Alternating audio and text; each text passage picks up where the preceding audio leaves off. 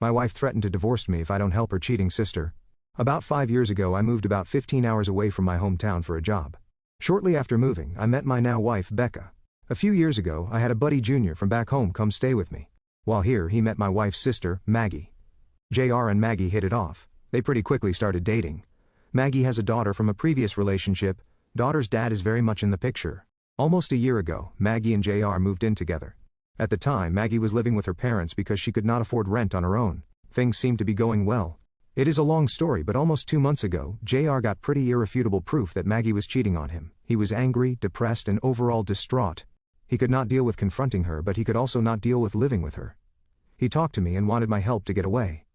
So I reached out to my network of people, who are not mutual friends of Becca and I, to get him a place to stay. Becca, Maggie, Maggie's daughter, and my Mill were going out of town to visit Mill's mom a few weeks after he found out. I had a work friend with a rent house. I helped JR pack his stuff, which was like 90% of the apartment, and he moved out.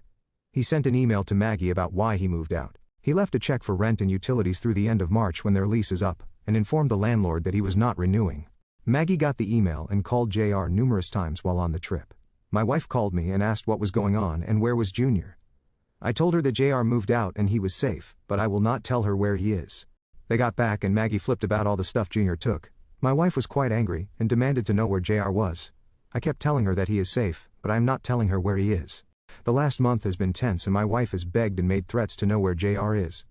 She has even tried using my phone to impersonate me to call JR and get information. I have since changed my passcode.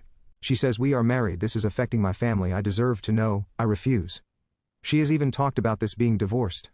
Edit. 1. My wife knows why JR left. 2. Maggie has admitted since he left that she was cheating. 3. My wife denies know about the cheating and I do believe her. Historically, Maggie and Becca are not close. Prior to JR moving here, we would see Maggie maybe once every 3-ish months since Junior moved. We see her a lot more because JR and I regularly organize get-togethers. Which is why my wife's reaction is surprising to me. 4. The stuff JR took was only his stuff. In fact, a lot of stuff he left is also his stuff. Other than gadgets, he left all the kitchen stuff despite it being 100% his. He left all the stuff in my niece's room, even though he paid for a lot of it. Update. Weeks after the post, Becca let slip that I knew where JR is located. This caused a slew of harassment from Maggie and my Mill. I refused to tell them where he is. Some choice words were exchanged between Maggie and I told her she is not allowed in my house until she apologizes. She refuses, so I have not seen her or my in-laws in about a month.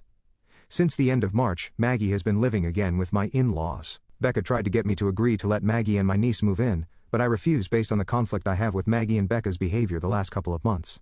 Becca explained to me why she has been behaving the way she has the last couple of months. Maggie's ex has said that if Maggie moves back in with my in-laws, he is going to go for full custody of my niece. The neighborhood where they in-laws live is rough and there is a fair bit of conflict between Maggie and my Phil.